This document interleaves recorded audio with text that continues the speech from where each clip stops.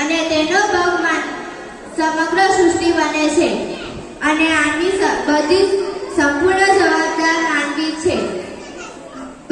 પર્યાવરણની આંગળી પકડીને આગળ વધેલા માનવીએ સૌથી વધુ સંબંધી મુશ્કેલીઓ ઊભી કરી છે.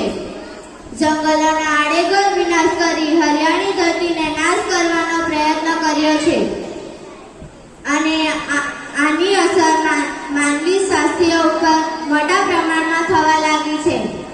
આપણે પર્યાવરણને સ્વચ્છ રાખવા સસ્તા જરૂરી છે અને તેના માટે જ આપણા રાષ્ટ્રપિતા ગાંધીજી સ્વચ્છતાના અગ્રણી હતા.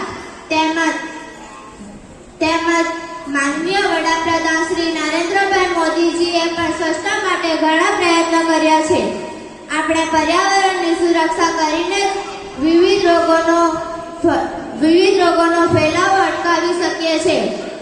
ચાલો આપણે આપણા માટે અને ભવિષ્યની પેઢીઓ માટે સાથે મળીને કામ કરીએ.